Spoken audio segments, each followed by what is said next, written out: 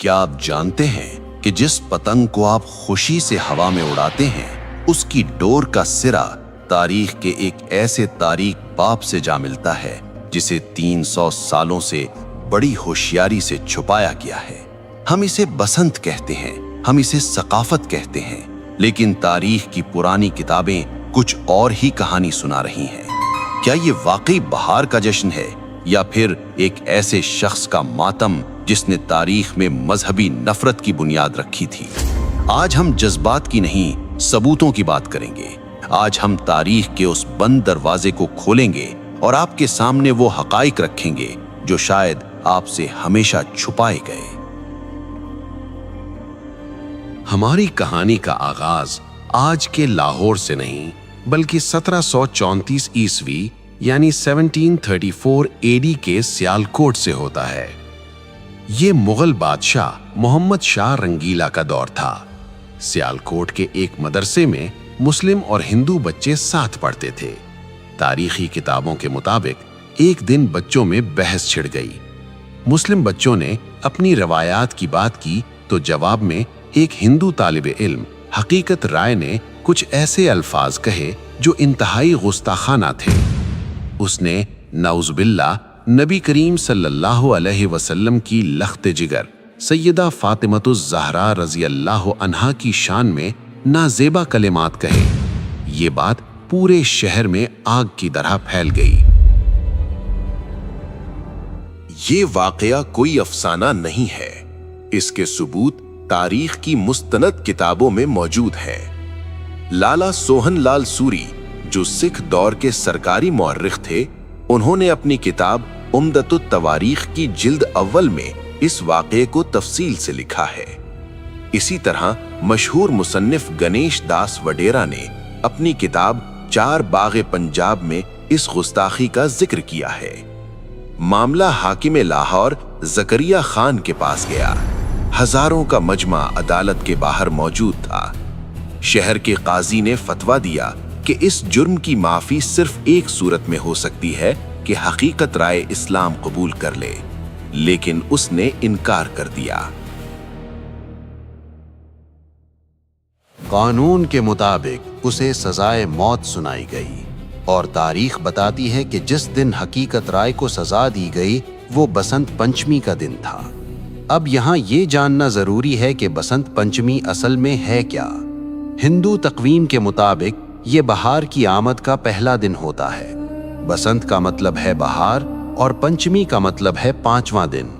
یہ دن علم اور فن کی دیوی سرسوتی کی پوجا سے منسوب ہے۔ اس دن ہر طرف زرد رنگ نظر آتا ہے۔ لوگ زرد کپڑے پہنتے ہیں اور پیلے پکوان بناتے ہیں کیونکہ زرد رنگ سرسوں کے کھلتے ہوئے پھولوں اور زندگی کی علامت سمجھا جاتا ہے۔ لیکن سن 1741 کی اس بسنت نے ایک نیا رخ اختیار کر لیا۔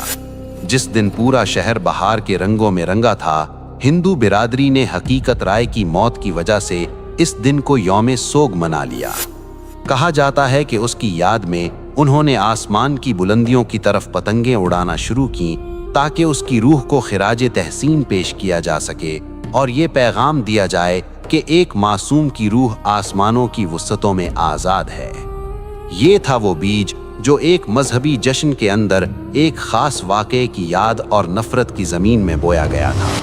لیکن حیرت کی بات یہ ہے کہ وہ دن جو ایک موت کے دکھ میں سوگ کے طور پر شروع ہوا تھا، وہ وقت کی دھول میں دب کر ایک عظیم الشان جشن میں کیسے بدل گیا؟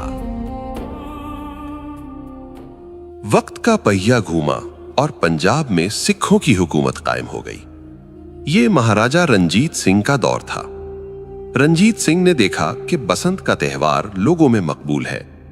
انہوں نے اس مذہبی سوگ کو ایک شاہی میلے میں بدل دیا۔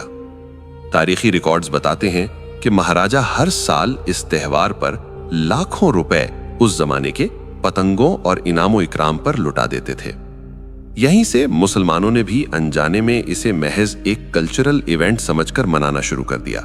وہ بھول گئے کہ اس کی بنیاد کہاں رکھی گئی تھی۔ پھر 1849 میں انگریز برٹش راج آ گئے۔ انہوں نے دیکھا کہ یہ میلہ مقامی لوگوں کو مصروف رکھتا ہے तो उन्होंने इसे और हवा दी। अंग्रेजों के दौर में लाहौर के अंदर बाकायदा बसंत क्लब बन गए। छतों पर होने वाली पार्टियां और होटलों में होने वाले रक्स अब लाहौर की पहचान बन चुके थे। 1947 में पाकिस्तान बना, लेकिन अफसोस हम जमीन तो ले आए मगर कुछ रस्में सरहद के उस पार से अपने साथ ले आए। और फिर इस त्योहार ने अपना असली खूनी रंग दिखाना शुरू किया। आजकल एक दलील दी जाती है कि जी हम केमिकल डोर इस्तेमाल नहीं करते, हम तो सादा धागा इस्तेमाल करते हैं। ये एक बहुत बड़ी गलतफहमी है।